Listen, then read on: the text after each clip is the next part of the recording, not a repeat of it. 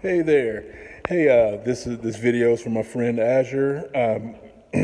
Azure, you commented on my post from last night. You just said, "So why 23 years old, and what happened at 22 to stop you?"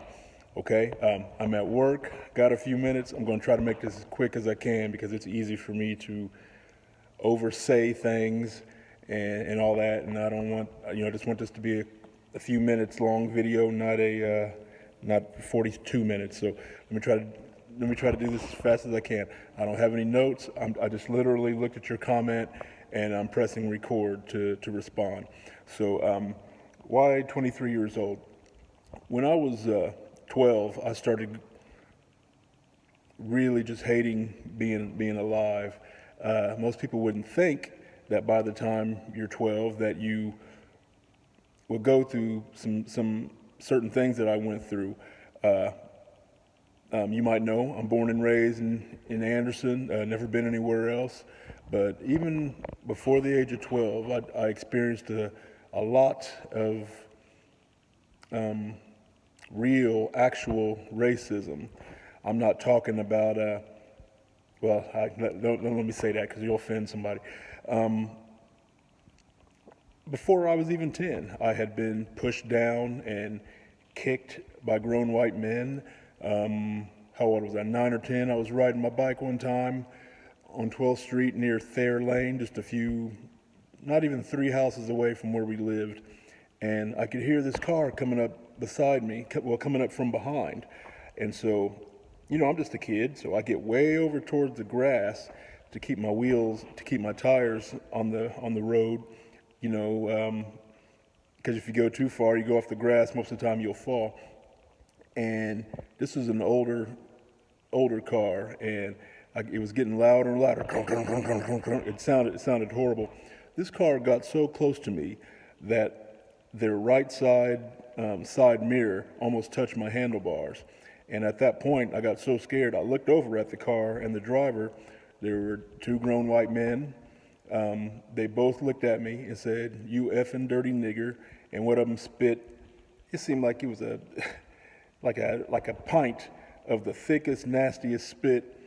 It went right on this side of my face, dripped down into my mouth, and so I'm a kid, I freak out, and I hurry up and pedal home, 2 houses away, 2.5 houses away. I run in and I'm doing my best to tell my parents what had just happened. And after I could finally speak well enough to tell them what happened, my dad runs and gets his gun and he goes get in the car to go try to find him. I described the vehicle as best I could, and he was gone for like 2 hours, and it was a very scary 2 hours because I didn't know if my dad was going to find them and they were going to kill him. I didn't know if he was going to kill them and be in jail. I didn't know if they was going to have a shootout and they were all going to be dead. I don't know. But he came back. He wasn't able to find him. I went to Edgewood School, 8 houses away from where I live now in Edgewood. The first day of Edgewood School. Now, before anybody tries to sue me, I love Edgewood School. Valor and I, our youngest son Ryan, went there for 3 years, and I've done sound for one of the programs there. I love Edgewood. Just because I'm going to say something unfortunate and bad that a few people did back in the late 70s and early 80s does not have anything to do with now. The first day of Edgewood School, the principal, Mr. Brown, told me and several others, "You niggers wait right here. As soon as we get off the bus at the school." In the lunchroom, we had to get our silverware from the beige plastic containers, and all of our white friends got to get theirs from the white plastic containers. So, not only did it hurt, but sometimes what hurt more is how after time we would just kind of give up on telling our white friends about these kinds of things. Number one, a lot of times they wouldn't believe us. Number two, they would explain it away sometimes.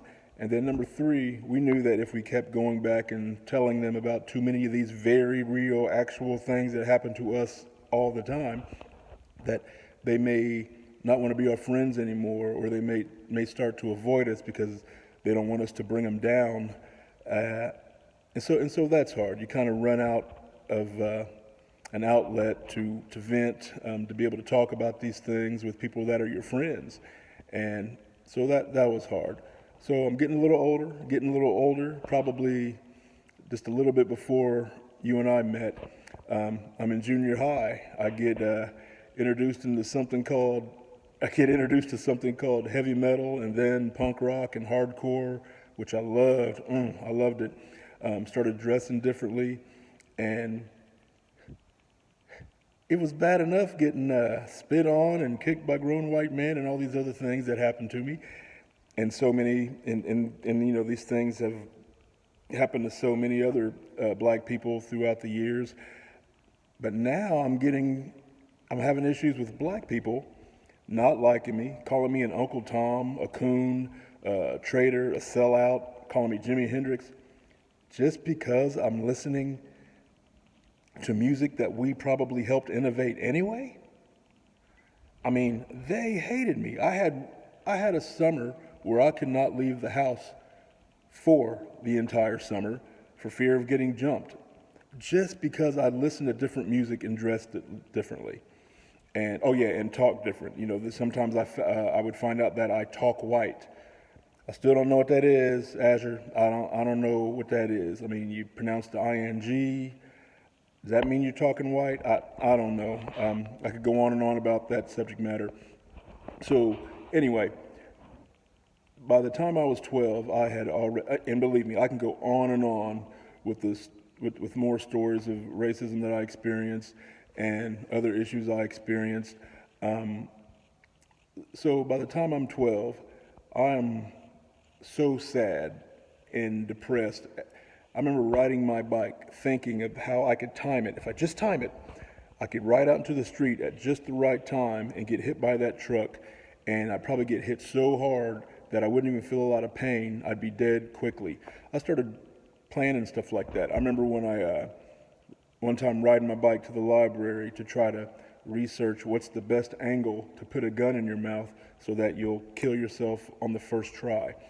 I didn't want to hang myself. I didn't want to do anything that was going to be too painful or that I might have to struggle through. I felt like such a failure, Azure, that whatever method I used, however I tried to kill myself, I wanted to make sure that I didn't fail at that too. I felt like a failure. I hated myself. I hated how I looked. I hated I hated my stupid teeth. I hated my ugly face. I was so skinny. I could do 60 push-ups in 60 seconds, and it's like my chest would sink in even more. I was really weak, physically weak. I tried to make sure that I stayed out of any fights. I wasn't a wimp. I wasn't no punk. But I sure wasn't very strong either. And honestly, Azure, I was and am and have always been the type of guy, I just want everybody to have fun, everybody to get along. And that's why still to this day, at 49 years old, I still attempt to just try to do something goofy and make somebody laugh. Even if I make them laugh and it takes their mind off of something bad, something they're going through, even if it takes that off their mind for 2 minutes, that's worth it to me. And I've always been like that. So I always wanted people to get along, always wanted to make people laugh. And I realized that a lot of the reason I was doing that was because I didn't want people to feel how I felt all the time. I tell a lot of people about how I pretty much didn't even get an education through school because I was too busy acting silly. Most of that was my personality, but a huge chunk of it was I didn't want people to feel how I felt all the time. And so now I'm going through my teens, now I'm in high school, still having a terrible time because I'm a sellout now, because I listen to different music, and dress differently, and it was just terrible because Azure, I felt personally that these people calling me a sellout and being angry with me and even hating me, what did they think? If we were all in a car together and if we got pulled over by a racist police officer, which I believe is in the minority, I believe most police officers are good, decent people that just have a very hard job to do.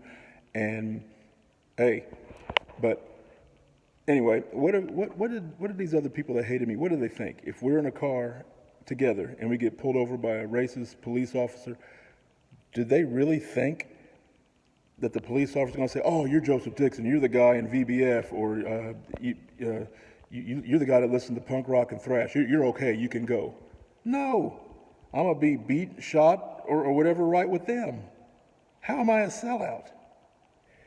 And Azure, to me, I felt that I'm not the one limiting us. I wasn't the one limiting other black people. I wasn't the one laying out some rules and stipulations of what a black person can be, what they can be into, or what they can sound or talk like. That wasn't me. So I felt maybe they're the sellouts. Nobody agreed. So all of this stuff, you're getting like 10% of the things that I can list off here. All of these things really just ground me down, just destroyed me.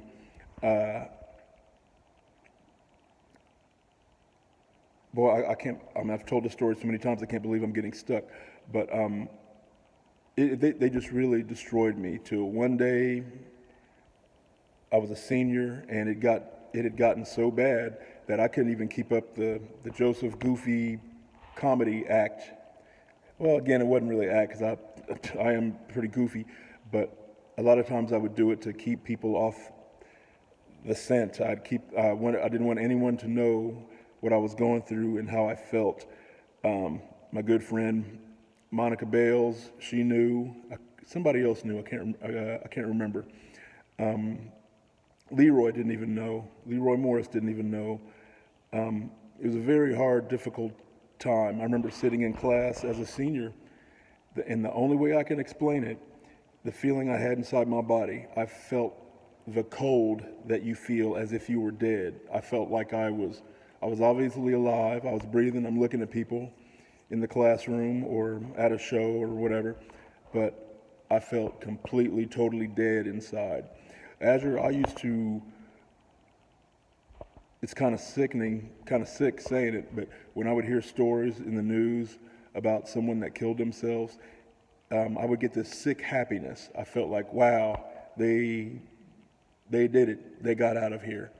And I would become happy for them. It was terrible. You know,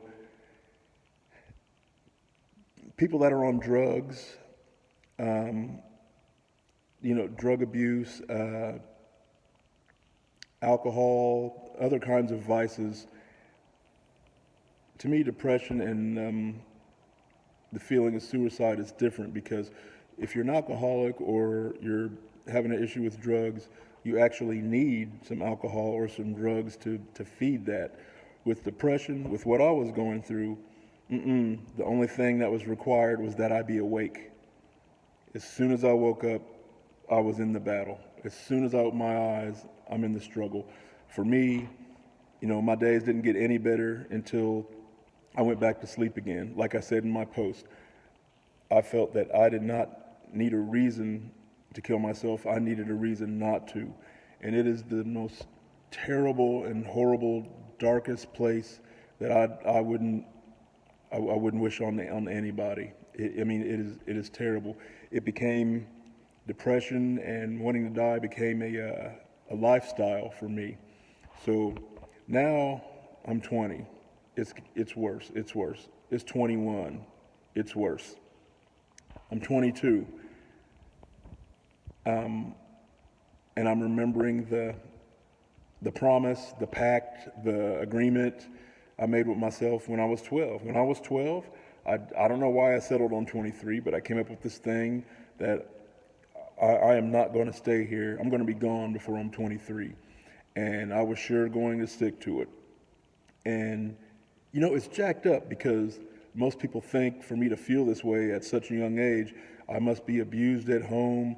I must have all this stuff, bad parents. No, my parents, man, I don't know how I could have asked or wanted a better set of parents.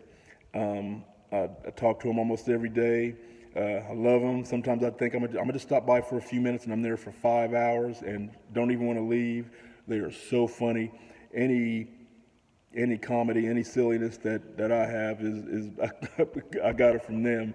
It's they're a comedy show, and I just love them so much. So it was definitely not none of this was born out of some bad home life or anything like that.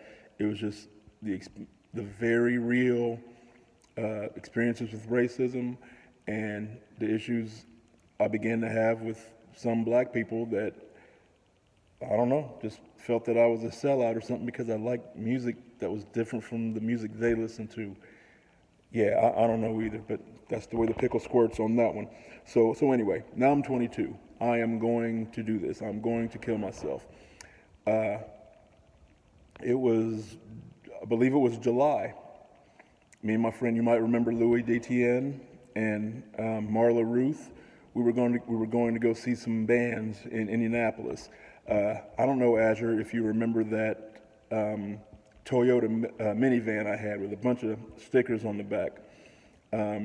All of a sudden, remember it's a Toyota now, all of a sudden the check engine light comes on. That van had been bulletproof, the check engine light comes on. So I don't know anything about vehicles. I know how to, put gas in it and play a cassette tape back then. That's about all I knew how to, and drive it. That's all I knew. So I don't want to risk going to Indianapolis to see some bands. So what do you do in Anderson? What was, about the only thing you can do, you go to Perkins. This was on a Sunday night. We go to Perkins. There, the first thing we notice, even before we sit down, there's a table to our left of 7 goofy young teenage girls. Later found out some of them weren't even teenagers yet. They were close. They're looking at her hair. I had spikes, or I think I still had my spikes then. Maybe I started growing my dreads. I don't remember. Yeah, I think I started growing my dreads. Louis had green hair. Marla looked like, I don't know, like almost like Elvira or something. And they're looking at us. They're laughing at us. So, we're looking at them, making faces at them, trying to make them laugh, whatever. Or I was, at least. So it's time to leave. We go ahead and leave, head out to the parking lot after we pay. And I hear these footsteps. These goofy girls have followed us out into the parking lot, and they're inviting us to something called a tent outreach. I didn't know what a tent outreach was at that moment, but they were inviting us to one, and I'm upset about a check engine light on that I can't pay for, to take to the shop and get fixed, whatever it was. So I'm always a nice guy. I wasn't like, oh, you silly girls, get out of my face. Nothing like that. Like, what, a tent outreach? Oh, okay, well, that's great. Well, we got to go now. Well, can we have your number? Can we have your number so we can call you and remind you? Like, oh, I'll call you, but you don't have our number. Oh, I'll find it. Wouldn't you know, some of those girls went to the other side of the van with Louis and Marla, and Louis gave them my phone number. Remember, that was on a Sunday night.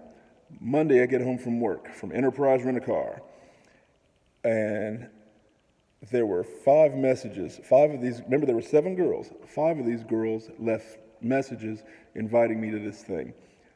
Tuesday, I get home. 4 of them had left messages. Wednesday, I get home.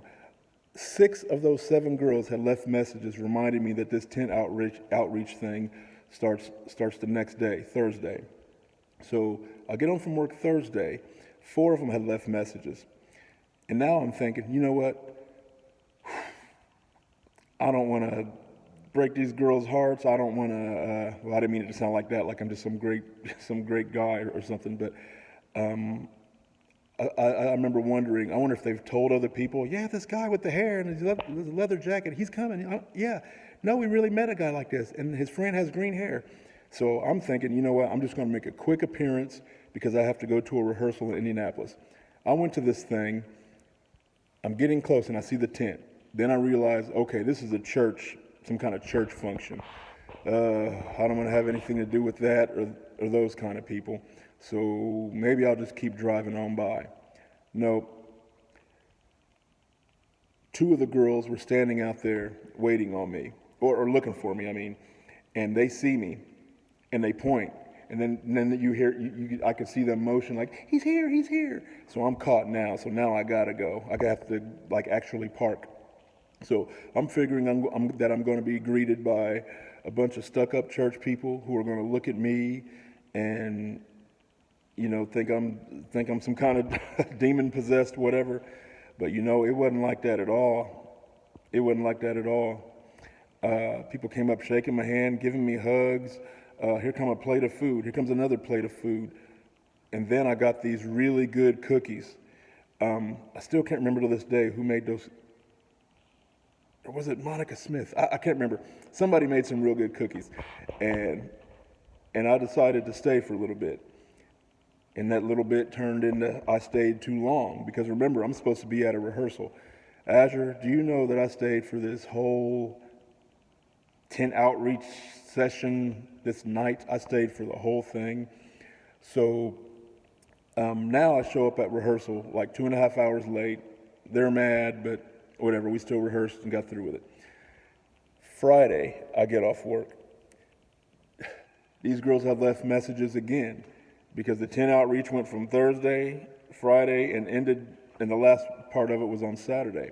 I went to the tent thing again and got them good cookies, and with the intention just to make an appearance and go ahead and slide on off to go do what I was doing for the night.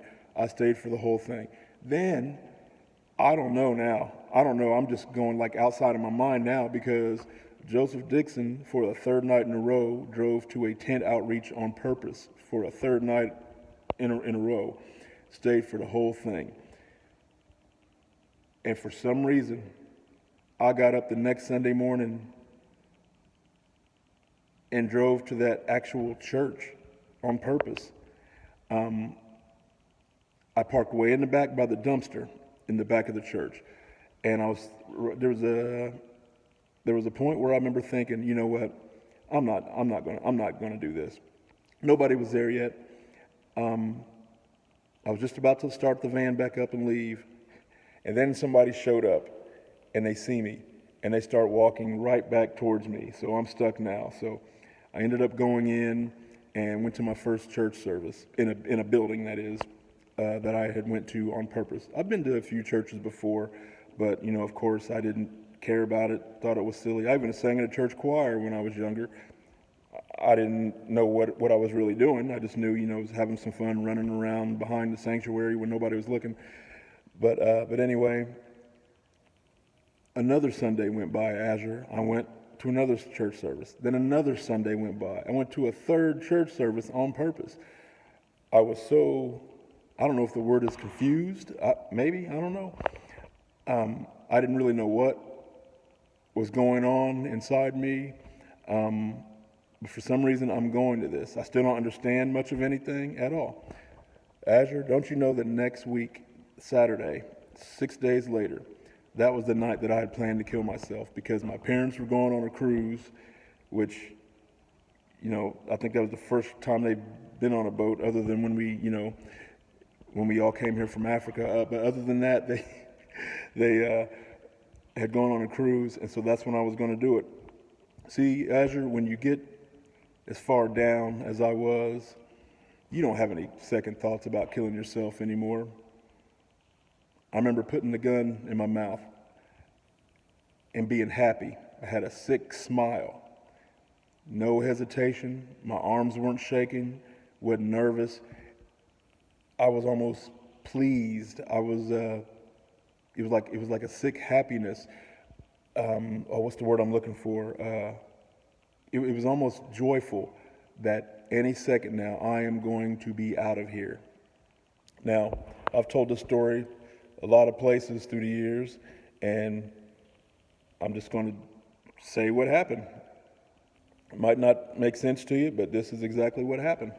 This is why nobody ever tell me that God does not do miracles. Nobody can ever tell me that. Because Azure, I pulled the trigger. Well, the trigger didn't move. I put my finger on the trigger and it didn't do anything. I knew a little about guns. The safety was not on. I did it again. There was even on my right hand, this right hand right here, there was even a little dent in my finger from pulling on the trigger, and it did not move. I began to started getting mad because I wanted to be out of here. Are you telling me that I'm failing at this too? I can't even kill myself right? And Azure, when I put it in my mouth the third time, you know how people say everything went black. It did. Everything went black. I never remembered feeling an impact. I never remembered feeling being on the ground. Azure, all I know, it came to a point where I knew that I was not dead, or I didn't think I was dead. I couldn't move my limbs. I couldn't open my eyes. I could finally have enough thoughts to think, oh no, okay, the gun did work, but I did something wrong because here I am having thoughts, so I must still be alive. Did I blow the back of my head out and I'm going to be maimed for the rest of my life? Or what? I wasn't able to move. Some time went by and I was finally able to move my left hand. I remember slowly being able to reach up towards the back of my head because I was trying to feel is half of my head exploded out? Do I have some, brain sticking out this side? Didn't seem to be anything wrong. And Azure, this is it. This is it right here, Azure. Right then, I'm taking you back to then, at that time. Go back. I'm 22. I'm laying on the floor now in my parents' bedroom. This came in my head. Remember I told you that I had went to those 310 outreach services, and then I told you that I went to 3 weeks of those church services? Right then, in that instant, me laying on the floor, not being able to open my eyes, I realized that every single word that pastor spoke in those messages, everything he said was totally 100% completely directed at me and the things going on in my life. Just like that, I realized it. And then an instant later, God showed me that I'm supposed to be here, that I matter, that I count, and that he loves me.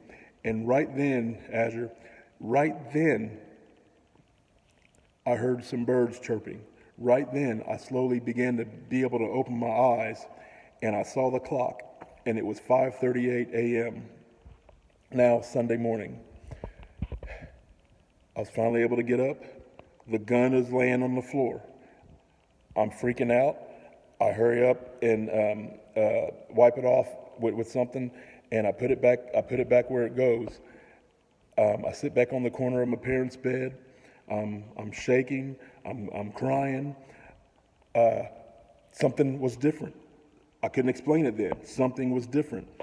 All I knew to do, I went and brushed my teeth and washed my crusty face. I went back to that church as the sun was coming up, and because it was, I think, the end of July now. Yeah, I think it was the end of July. And I went back to that church and stayed in the parking lot until somebody got there and opened up the church. And I went in there that morning, Azure, and I gave my life to Jesus. And I have never, ever been the same since. Yes, as you know from reading my posts through the years, I've gotten down and depressed like anybody else. I've definitely had some hard times, but never once have I wanted to kill myself. Never once has that lifestyle of suicide, that feeling, the cold in my body as if I was dead, that was completely and totally gone from me. And nothing that I could ever do, nothing that anybody could ever do, nothing that could ever happen to me can change what I know happened. Nothing can ever change. I'm about to not make sense now. I became a new creation. Totally did. Through the years, my mind has been renewed. There are some things about me now that I never could have attained without him in my life and reading his word. And I mean, I just can't say enough. I'm at work. I need to do something right now. But so that was kind of a jacked up, babbling version of why I chose 23 and what happened. So there's a lot more I could say, but usually when I do this, I have some notes or something so I don't forget anything, and it flows a little better. But hope you get the idea. But yeah, that's really it. When I gave my life to Jesus, and I found out that the whole God, the Bible, and Jesus, all this stuff, and salvation, I found out for myself that it absolutely was not and is not the biggest hoax ever played on mankind, like I used to believe. The Lord is real, and he's alive right now.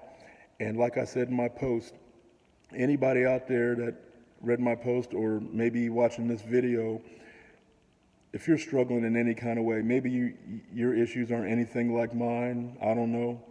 Maybe you just have a hole in your life, a hole in your heart. All you have to do is what my post said. It is that easy. It doesn't matter how bad you are, how bad of a person you think you are, how bad somebody told you are, how bad you feel about yourself. None, not one drop of that matters. It doesn't matter what you've done. It does not matter. You can go to him right now in your own words and just say, Lord, I don't even know if you're completely real. All I know is that everything I have been doing has not worked. Everybody that I have tried to reach out to or gain some kind of hope and strength from, it has failed. Lord, I'm turning to you. If you're hearing me right now, just stretch your arms down towards me. Show me that you hear me. Something like that. Remember I said God is real. God is alive right now. He'll respond to you. And he'll respond to you in a way that cannot be explained away. He'll respond to you in a way that will not be some coincidence. You'll know without a doubt that it was him. Or right now, if you're wherever you are in your life and you want to get to know this God for yourself, if you want him into your life, all you have to say is, Lord, God, Jesus, I'm a sinner. Everything that I have tried to do to better myself has not worked. I can't do it. And then just tell him, God, I believe that you sent your son to die for me, to take away all of my sins. And I believe that he was crucified for my sins and that he rose again on the third day. Lord Jesus, I want you to be Lord of my life. Lord, I'd like you to give me a new life in you. I ask you to forgive me of all of my sins. Thank you. I love you, Lord. Amen. It's really that easy. You don't have to do any special crap. You don't have to do any religious, traditional mess to gain access. You got access right here and right here. Use it. I'm glad I did. That's why I'm sitting here babbling to you now. All right, Azure, if you're still watching and haven't rolled your eyes out of your head, I hope you can understand. I hope I answered your question. I better go now, and I hope I run into you sometime. It's been a long time. Haven't seen you probably since the early 90s, so hope I run into you sometime. Thank you for your comment, and thank you for your friendship through the years, and thank you for when you've commented on my posts with the things I've been going through being an alienated father and a false protective order victim. I appreciate your support and hope I get to see you sometime. And I'd love to give you a big old hug. All right. Bye-bye.